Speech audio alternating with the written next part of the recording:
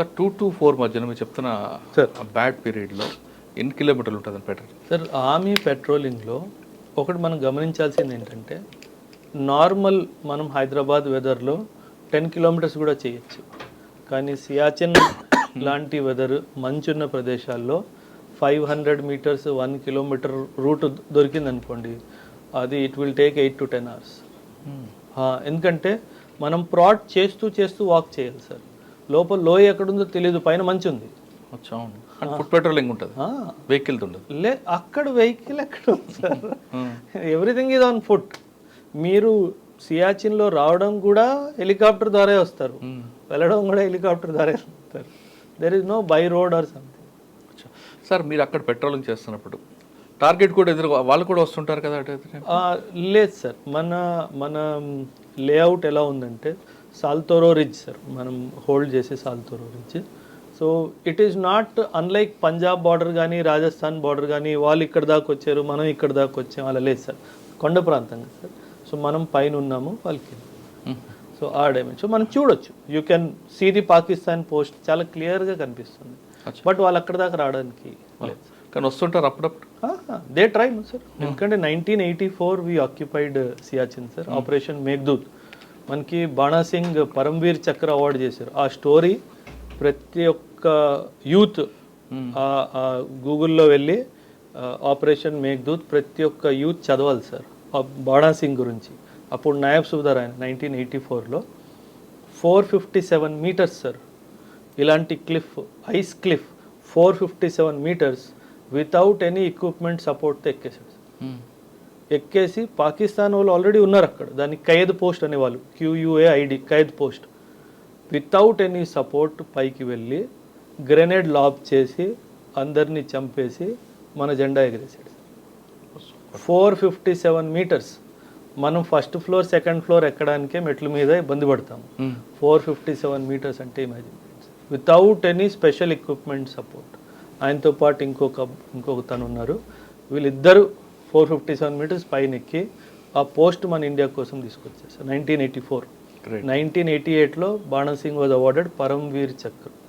నాయబ్ సుబేదార్ ఆ ఖైద్ పోస్ట్ని బాణా పోస్ట్ అని చెప్పి పేరు మార్చారు, ఆయన పేరు మీద పెట్టారు. ఇప్పుడుకొచ్చి ఆపరేషన్ రాజీవ్.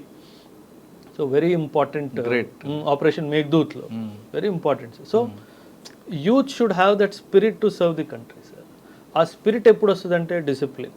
ఆ స్పిరిట్ ఎప్పుడు వస్తుందంటే లోపల నుంచి దేశం కోసం నేను సేవ చేయాలి అన్న భావన ఉంటే వస్తుంది. అది రావాలి, కమర్షియల్గా కాదు. లేదు సార్, కమర్షియల్గా సార్ మీరు అనొచ్చు మీకు జీతం దొరుకుతుంది కదా, ఆర్మీ వాళ్ళకి కూడా జీతం దొరుకుతుంది. బట్ సార్ అండర్స్టాండ్ 24 hours నేను అక్కడ సర్వీస్ చేస్తున్నాను. ఆర్మీలో 8 hours జాబు 10 hours జాబ్ కాదు సార్, 24 hours జాబ్ సార్. ఆ డిఫికల్ట్ కండిషన్స్లో, ఎక్స్ట్రీమ్ ట్రైనింగ్ కండిషన్స్లో, ఎక్స్ట్రీమ్ వెదర్ కండిషన్లో మీరు సర్వీస్ చేస్తున్నారు అంటే the salary is only to support your families. Right. నేను చెప్పే కదా, మీరు 100 రూపాయల్లో బతికేయచ్చు. సియాచిన్ పోస్ట్ లాగా అక్కడ మీరు సర్వీస్లో ఉంటే ఆ 100 రూపాయలు ఎవరు తీసుకెళ్ళిస్తారు? షాప్ ఉందా? గూగుల్ పని చేస్తుందా? ఏమీ లేదు.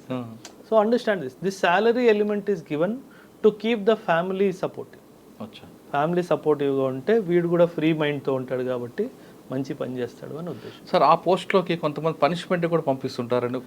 లేదండి, అది నాట్ ఎందుకంటే పనిష్మెంట్ కాదు సార్, యూనిట్ టర్న్స్ ఉంటాయి. ఒక్కొక్క యూనిట్ టర్న్ పరంగా వాళ్ళు వెళ్తారు. కొందరు సెల్ఫ్ మోటివేషన్తో చాయిస్ చేసుకొని కూడా వెళ్తారు. సార్ సాధారణంగా ఆర్మీలో పనిష్మెంట్ ఎలాగ ఉంటాయండి? చాలా ఉంటాయి సార్. పనిష్మెంట్ అంటే ఆఫీసర్స్కి వేరే ఫిజికల్ పనిష్మెంట్ ఉండదు సార్. ట్రైనింగ్ అయిపోయిన తర్వాత once you become an officer physical punishment ఉంటుంది. సోల్జర్ వరకు పనిష్మెంట్స్ ఎలాగ ఉంటాయి? ఫిజికల్ పనిష్మెంట్స్ ఉంటాయి sir. We call it RI sir, rigorous imprisonment అని చెప్పేసి ఒక మనకి ఇన్ఫ్యాక్ట్ మన లాలో కూడా, సివిల్ లాలో కూడా awarded 2 years of jail with simple imprisonment, awarded 2 years of jail with rigorous imprisonment. అంటే రాళ్ళు కొట్టించడము అలాంటి పనులు చేయిస్తారు, రిగరస్ ఇంప్రిజన్మెంట్. సివిల్లో. ఆర్మీలో ఎలా అంటే ఫిజికల్ పనిష్మెంట్ ఇస్తారు. రిగరస్ ఇంప్రిజన్మెంట్ అంటే బ్యాటిల్ లోడ్ మొత్తం తీసుకొని 5 kilometers 10 kilometers అలా ఫిజికల్ పనిష్మెంట్ ఇస్తారు సార్. సో ఫిజికల్ పనిష్మెంట్స్ అన్నది జవాన్స్కి ఉంటుంది సార్, ఆఫీసర్స్కి అఫీషియల్ పనిష్మెంట్స్ ఉంటాయి. కానీ కొంతమంది వాళ్ళతో కొల్యూట్ అయిన తర్వాత అటువంటి విషయాలు ఎక్కడో కూడా కనిపిస్తుంటాయి మనకు కూడా. అటువంటిప్పుడు ఏం ఇస్తారంటే దేశానికి వాళ్ళు సార్ ఈ మీరు అన్నది బేసికలీ స్పైయింగ్ నేను కూడా విన్నాను సార్. నేను కూడా ఆర్మీలో ఉన్నప్పుడు 1-2 ఇన్సిడెంట్స్ నేను కూడా సర్వీస్లో ఉన్నప్పుడు విన్నాను. But 1 in a million chance ఏదో లైన్ ఆఫ్ థాట్లో మిస్గైడ్ అయ్యి అది జరుగుతుంది తప్పితే జనరలీ ట్రస్ట్ వర్ది. అందుకే ఆర్మీలో ఒక రూల్ ఉంది sir, any information is need to know basis. అంటే నీకు ఎంత తెలియాలో నీ హోదా బట్టి నీకు అంత ఇన్ఫర్మేషన్ దొరుకుతుంది. ఆ పైన ఇన్ఫర్మేషన్ మనకి రాదు. So even as a major my information would be limited to a particular level.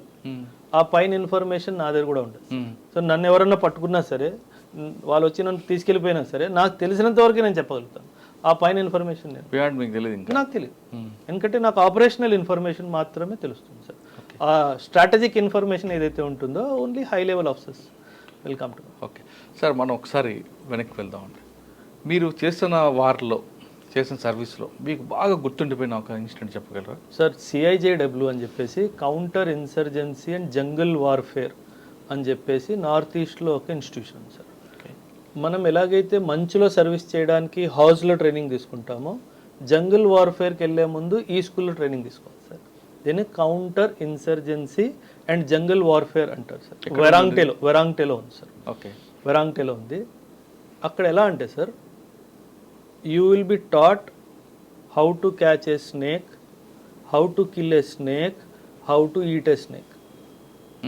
రెండు బాగానే ఉంది, మూడోది బాగాలేదు సార్. కమాండో ట్రైనింగ్లో ఇదంతా part of training. So because jungle warfare అంటే నీతో పాటు నువ్వు రాషన్ తీసుకెళ్ళడానికి లేదు సార్. జంగల్లో ఏది దొరుకుతుందో దాన్ని వేటాడి దాన్ని తిని బతకాలి. యు ఆర్ ఆల్సో టాట్ ఏ ఆకు తినొచ్చు, ఏ ఆకు తినకూడదు, ఏ జంతువు తినొచ్చు, ఏ జంతువు తినకూడదు, ఇవన్నీ నేర్పిస్తారు. సో ఒకటి మనం గుర్తుపెట్టుకోవాల్సింది ఏంటంటే, ఆ CIJWలో ఎవరైతే ట్రైనింగ్ తీసుకుంటాడో వాడిని మనం అడవిలో వదిలేసినా వాడు హ్యాపీ బతికేస్తాడు సార్. అంటే మన టెంట్ ప్రిపేర్ చేసుకోవడం కానీ, వాటర్ని ప్యూరిఫై చేసుకొని తాగడం కానీ, మనం ఎనిమికి దొరకకుండా ఉండడం కానీ, ఇవన్నిటితో సహా అన్నీ నేర్పిస్తారు. ఎన్ని రోజులు ఉంటుంది ట్రైనింగ్? Depend sir. యూనిట్ వెళ్తే వేరే టైం ఉంటుంది, ఇండివిజువల్ ఆఫీసర్ వెళ్తే వేరే డ్యూరేషన్ ఉంటుంది. Around 42 to 44 days training. Okay, ఈ 45 days కేవలం ఆర్మీ వాళ్ళకి ఇస్తారా, లేదంటే ఎవరికైనా పంపిస్తుంది? లేదు సార్, ఆర్మీ వాళ్ళకి. బయట వాళ్ళకి ఇవన్నీ చెప్పకూడదు కదా sir. So it is only purely restricted to ఎవరైతే కౌంటర్ ఇన్సర్జెన్సీ నార్త్ ఈస్ట్లో పోస్టెడ్ ఉంటారో వాళ్ళకి పంపిస్తారు సార్. అచ్చా సార్, సాధారణంగా ఆర్మీలో పనిష్మెంట్ ఎలాగుంటాయండి? చాలా ఉంటాయి సార్. పనిష్మెంట్ అంటే ఆఫీసర్స్కి వేరే ఫిజికల్ పనిష్మెంట్ ఉండదు సార్. ట్రైనింగ్ అయిపోయిన తర్వాత once you become an officer, physical punishment ఉంటుంది. సోల్జర్ వరకు పనిష్మెంట్స్ ఎలాగుంటాయి? ఫిజికల్ పనిష్మెంట్స్ ఉంటాయి sir. We call it RI sir, rigorous imprisonment అని చెప్పేసి ఒక మనకి ఇన్ఫ్యాక్ట్ మన లాలో కూడా, సివిల్ లాలో కూడా awarded 2 years of jail with simple imprisonment, awarded 2 years of jail with rigorous imprisonment. అంటే రాళ్ళు కొట్టించడము అలాంటి పనులు చేయిస్తారు, రిగరస్ ఇంప్రిజన్మెంట్. సివిల్లో, ఆర్మీలో ఎలా అంటే ఫిజికల్ పనిష్మెంట్ ఇస్తారు. రిగరస్ ఇంప్రిజన్మెంట్ అంటే బ్యాటిల్ లోడ్ మొత్తం తీసుకొని 5 kilometers 10 kilometers అలా ఫిజికల్ పనిష్మెంట్ ఇస్తారు సార్. సో ఫిజికల్ పనిష్మెంట్స్ అన్నది జవాన్స్కి ఉంటుంది సార్, ఆఫీసర్స్కి అఫీషియల్ పనిష్మెంట్స్ ఉంటాయి. కానీ కొంతమంది వాళ్ళతో కొల్యూట్ అయిన తర్వాత అటువంటి విషయాలు ఎక్కడో కూడా కనిపిస్తుంటాయి మనకు కూడా. అటువంటిప్పుడు ఏం ఇస్తారంటే దేశానికి వాళ్ళు సార్ ఈ మీరు అన్నది బేసికలీ స్పైయింగ్ నేను కూడా విన్నాను సార్. నేను కూడా ఆర్మీలో ఉన్నప్పుడు 1-2 ఇన్సిడెంట్స్ నేను కూడా సర్వీస్లో ఉన్నప్పుడు విన్నాను. But 1 in a million chance ఏదో లైన్ ఆఫ్ థాట్లో మిస్గైడ్ అయ్యి అది జరుగుతుంది తప్పితే జనరలీ ట్రస్ట్ వర్ది. అందుకే ఆర్మీలో ఒక రూల్ ఉంది sir, any information is need to know basis. అంటే నీకు ఎంత తెలియాలో నీ హోదా బట్టి నీకు అంత ఇన్ఫర్మేషన్ దొరుకుతుంది. ఆ పైన ఇన్ఫర్మేషన్ మనకి రాదు. So even as a major my information would be limited to a particular level. ఆ పైన ఇన్ఫర్మేషన్ నా దగ్గర కూడా ఉండదు. సో నన్ను ఎవరన్నా పట్టుకున్నా సరే, వాళ్ళు వచ్చి నన్ను తీసుకెళ్ళిపోయినా సరే, నాకు తెలిసినంత వరకు నేను చెప్పగలుగుతాను. ఆ పైన ఇన్ఫర్మేషన్ నాకు తెలియదు. ఎందుకంటే నాకు ఆపరేషనల్ ఇన్ఫర్మేషన్ మాత్రమే తెలుస్తుంది సార్. ఆ స్ట్రాటజిక్ ఇన్ఫర్మేషన్ ఏదైతే ఉంటుందో only high level officers welcome to. Okay sir, మనం ఒకసారి వెనక్కి వెళ్దామండి. మీరు చేస్తున్న వారిలో, చేసిన సర్వీస్లో మీకు బాగా గుర్తుండిపోయిన ఒక ఇన్సిడెంట్ చెప్పగలరా? సార్ CIJW అని చెప్పేసి counter insurgency and jungle warfare అని చెప్పేసి నార్త్ ఈస్ట్లో ఒక ఇన్స్టిట్యూషన్ సార్. మనం ఎలాగైతే మంచులో సర్వీస్ చేయడానికి హౌస్లో ట్రైనింగ్ తీసుకుంటామో జంగిల్ వార్ఫేర్కి వెళ్ళే ముందు ఈ స్కూల్లో ట్రైనింగ్ తీసుకోవాలి సార్. దీన్ని counter insurgency and jungle warfare అంటారు సార్. వెరాంగ్టేలో ఉంది సార్. ఓకే, వెరాంగ్టేలో ఉంది. అక్కడ ఎలా అంటే sir, you will be taught how to catch a snake, how to kill a snake, how to eat a snake. ఈ రెండు బాగానే ఉంది, మూడోది బాగాలేదు. సార్ కమాండో ట్రైనింగ్లో ఇదంతా part of training. So because jungle warfare అంటే నీతో పాటు నువ్వు రాషన్ తీసుకెళ్ళడానికి లేదు సార్. జంగల్లో ఏది దొరుకుతుందో దాన్ని వేటాడి దాన్ని తిని బతకాలి. యు ఆర్ ఆల్సో టాట్ ఏ ఆకు తినొచ్చు, ఏ ఆకు తినకూడదు, ఏ జంతువు తినొచ్చు, ఏ జంతువు తినకూడదు, ఇవన్నీ నేర్పిస్తారు. సో ఒకటి మనం గుర్తుపెట్టుకోవాల్సింది ఏంటంటే ఆ CIJWలో ఎవరైతే ట్రైనింగ్ తీసుకుంటాడో వాడిని మనం అడవిలో వదిలేసినా వాడు హ్యాపీ బతికేస్తాడు సార్. అంటే మన టెంట్ ప్రిపేర్ చేసుకోవడం కానీ, వాటర్ని ప్యూరిఫై చేసుకొని తాగడం కానీ, మనం ఎనిమికి దొరకకుండా ఉండడం కానీ, ఇవన్నిటితో సహా అన్నీ నేర్పిస్తారు. ఎన్ని రోజులు ఉంటుంది ట్రైనింగ్? Depend sir. యూనిట్ వెళ్తే వేరే టైం ఉంటుంది, ఇండివిజువల్ ఆఫీసర్ వెళ్తే వేరే డ్యూరేషన్ ఉంటుంది. Around 42 to 44 days training. Okay, ఈ 45 డేస్ కేవలం ఆర్మీ వాళ్ళకి ఇస్తారా లేదంటే ఎవరికైనా పంపిస్తుంది? లేదు సార్, ఆర్మీ వాళ్ళకి. బయట వాళ్ళకి ఇవన్నీ చెప్పకూడదు కదా sir. So it is only purely restricted to ఎవరైతే కౌంటర్ ఇన్సర్జెన్సీ నార్త్ ఈస్ట్లో పోస్టెడ్ ఉంటారో వాళ్ళకి పంపిస్తారు సార్. అచ్చా, ఒకటి చెప్పండి అందరూ ఇన్సిడెంట్. అంటే స్నేక్స్ పట్టుకోవడం వరకు నేర్పుతారు, తినడం ఎలా తింటారు? నేర్పిస్తారు sir. You have to identify which snake is poisonous, you have to remove the poison gland, you have to cut it, you have to rip the skin, cook it and eat. ఇది para కమాండోలో కూడా నేర్పిస్తారు sir. In fact scorpions, ఇవన్నీ lizards, scorpions first మన catching నేర్పిస్తారు, hunting నేర్పిస్తారు, తర్వాత వాటిని ఎలా చంపి కుకింగ్ నేర్పించి అన్నీ ఒక డిష్లో కలిపేసి వండేసి అదే పెడతారు, తినండి రా అని చెప్పి. మీరు తిన్నారా? ఎక్సెప్షన్ లేదు సార్. నేనేం చెప్పాను, నేను బ్రాహ్మణుడిని, ఇవన్నీ ఎక్సెప్షన్. నేను నాన్ వెజిటేరియన్ కాదు, వెజిటేరియన్ని, ఇవన్నీ పనికిరావు sir. It is part of training. So that's what నేను లాస్ట్ టైం కూడా మీకు చెప్పాను. ఆర్మీలో రిలీజనే లేదు, army it self is a religion. So ఆ డైమెన్షన్ అక్కడ పనికిరాదు సార్. సో ఆ లెవెల్ ఆఫ్ ఇన్డెప్త్ ట్రైనింగ్ ఉండడం వల్ల ఆ లైన్ ఆఫ్ థాట్ వచ్చేస్తుంది. ఓకే సార్, మళ్ళీ ఇక్కడ వద్దాం, ప్రజెంట్ సిచ్యువేషన్కి వద్దాం సార్. ఇప్పుడు బంగ్లాదేశ్ నడుస్తుంది వారంతా, వాళ్ళు మన వైపు త్రిపుర నుంచి కానీ లేదా ఇంకా మనకి బంగ్లాదేశ్ బోర్డర్ చాలా పెద్దది కనిపిస్తుంది. అవును సార్, అవును సార్. వాళ్ళు ఇక్కడ రావడం పోవడం చాలా ఈజీగా ఉంటుంది. ఇప్పుడు ఈ సిచ్యువేషన్లో ఇలా డీల్ చేస్తుంటారు sir. It is actually crisis situation sir. So ఈ బంగ్లాదేశ్ మనం జన్మనిచ్చాం sir 1971 వార్లో.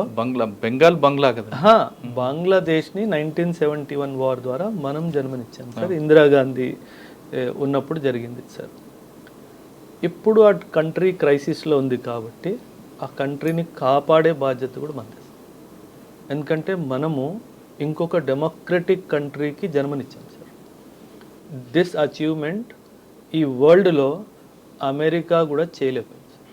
So India in 1971 created an independent country and ensured democracy comes.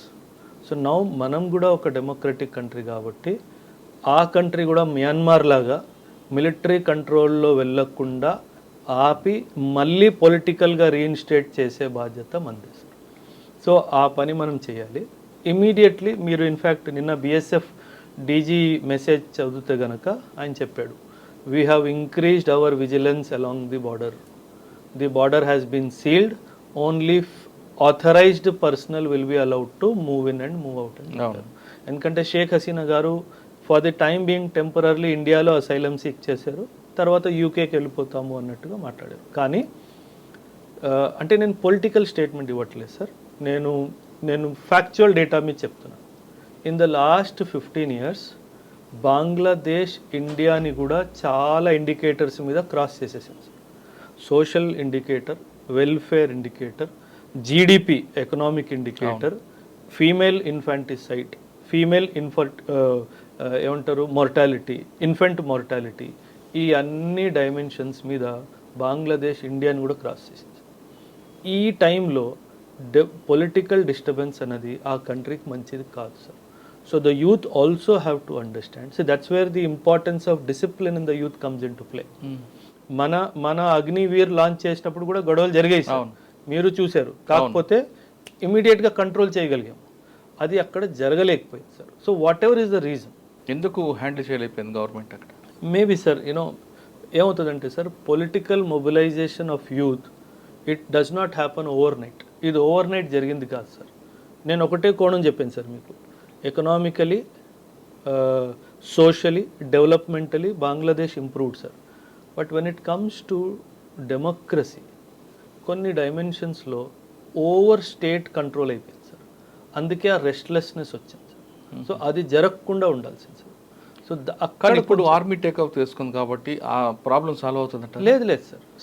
Army can never be a replacement for a political party. It has to be temporary. In the first place అది జరగకూడదు sir. ఎందుకంటే ఇప్పుడు control తప్పింది అనుకోండి, Bangladesh will go in to civil war. Right. If Bangladesh go in to civil war, మీరు అన్నట్టుగా అస్సాంలో, బెంగాల్లో, త్రిపురలో మనకి ఇబ్బందులు అవుతాయి. అవును. ఎందుకంటే మళ్ళీ 1971 హిస్టరీ రిపీట్ అవుతుంది. రైట్. మళ్ళీ ఇల్లీగల్ మైగ్రేషన్ స్టార్ట్ అవుతుంది. మనకు ఆల్రెడీ అక్కడ చాలా ప్రాబ్లమ్స్ ఉన్నాయి నార్త్ ఈస్ట్లో. సో ఇవన్నీ కంట్రోల్ చేయడానికి immediately India should act, and India has started acting. It's a political decision how to do that, but we are aware of the situation. అంటే మనం దాన్ని ఆ ఇష్యూని మనం షార్ట్అవుట్ చేయాలంటారా? ఇంక మనం తప్పితే ఎవరు చేయలేరు సార్. మనం ఎందుకంటే పాకిస్తాన్ షుడ్ నాట్ యాక్ట్. కానీ ఇష్యూని తీసుకొస్తుంది పాకిస్తాన్ అనేది వార్తలు వస్తుంది కదా. ఉంది సార్ ఒక డైమెన్షన్లో. ఎందుకంటే ఇంటర్నల్ పాలిటిక్స్ ఇప్పుడు బంగ్లాదేశ్ పొలిటికల్ ల్యాండ్స్కేప్ 2 భాగాల్లో డివైడ్ అయింది sir. Sheikh Hasina Awami League, Khaleda Zia BNP, Bangladesh Nationalist Party. అవును. మనకు ముందు నుంచి తెలిసిందే బంగ్లాదేశ్ నేషనలిస్ట్ పార్టీ అనేది ఒక ఫండమెంటల్ పార్టీ. అంటే వాళ్ళు ఒక మతానికి ఎక్కువ ఇంపార్టెన్స్ ఇవ్వడము, ఒక డైమెన్షన్లో ఆలోచన వాళ్ళకు ఉంది సార్. అండ్ మనకు తెలిసిన న్యూస్ ఇంకోటి ఏంటంటే, వీళ్ళకు పాకిస్తాన్ ఐఎస్ఐ సపోర్ట్ ఉందన్న విషయం కూడా తెలుసు. అవును. సో 1971లో కూడా రిలీజియస్ పర్సిక్యూషన్, అంటే మతభేదాల వద్ద వచ్చిన ఇబ్బందుల వల్లే చాలామంది మైగ్రేట్ అవ్వడం స్టార్ట్ అయ్యారు. ఇప్పుడు మళ్ళీ బిఎన్పి పవర్లోకి వచ్చి ఇల్లీగల్గా ఇలా ఈ సిచ్యువేషన్లో మళ్ళీ ఐఎస్ఐ ఇన్వాల్వ్ అయిపోయి మళ్ళీ అదే జరిగితే 1971 మళ్ళీ రిపీట్ అవుతుంది. ఓకే. కానీ ఇంటర్నల్గా తెలుస్తున్న విషయం ఏంటంటే, పాకిస్తాన్ డైరెక్ట్గా మనతో ఫైట్ చేయడానికి ఇబ్బంది అవుతుంది కాబట్టి త్రూ బంగ్లాదేశ్ ద్వారా లేదు సార్ అంత. అంటే బంగ్లాదేశ్ డిస్టర్బ్ చేస్తే మనకున్న మీరు చెప్పారు స్టేట్స్ త్రిపుర, నాగాలాండ్, అస్సాం, మేఘాలయ ఇవన్నీ కూడా ఇష్యూస్ స్టార్ట్ అవుతాయి కదా. ఈ రకంగా కూడా రావచ్చు అనేది రావచ్చు సార్. అది కూడా వాస్తవం కావచ్చు సార్. బట్ ఎందుకంటే బంగ్లాదేశ్ బార్డర్ మనం చూస్తే కనుక ఇండియాకి బంగ్లాదేశ్ మధ్య 54 రివర్స్ క్రిస్ క్రాస్ అవుతాయి. అవును. So we cannot have boundary the way we want. అలా మనకు చేయడానికి కుదరదు sir. The only ways to increase the petrol. ఆ పెట్రోలింగ్ ఇంక్రీజ్ చేస్తూ బిఎస్ఎఫ్ స్ట్రెంగ్త్ని పెంచుతూ కరెక్ట్గా మనం గార్డ్ చేసుకోవడం మన బార్డర్. కరెక్టే. కానీ ఇప్పుడున్న సిచ్యువేషన్లో బంగ్లాదేశ్ జరుగుతున్న వారికి అక్కడున్న కొంతమంది మనకి బార్డర్ కరెక్ట్గా ఫెన్సింగ్ లేదు కాబట్టి ఇటువైపు జంప్ అవ్వడం, ఇక్కడ కూడా న్యూసెన్స్ చేస్తున్నారు అనేది అవకాశం ఉంది సార్. అవకాశం ఉంది. But we will have to see how the government response. కానీ అవకాశం ఉంది సార్, జరగచ్చు కూడా. ఎక్కువ మనకి త్రిపురలో కనిపిస్తుంది. Tripura, Assam, Meghalaya also, and also West Bengal sir. 4096 kilometres of border sir Bangladesh తోటి. చిన్న బార్డర్ కాదు, one of the lengthiest borders of India. Land border maximum బంగ్లాదేశ్తోనే 4096 కిలోమీటర్స్ సార్. ఆ లెంత్ ఆఫ్ బార్డర్ని మనం సేఫ్ గార్డ్ చేయాలంటే జస్ట్ ఇప్పుడు ఆ ఇష్యూని షార్ట్ అవుట్ చేసి మనకి ప్రాబ్లం రాకుండా ఉండాలంటే ఏం చేయాలంటారు? డిప్లొమాటికలీ ఎంగేజ్ చేయాలి.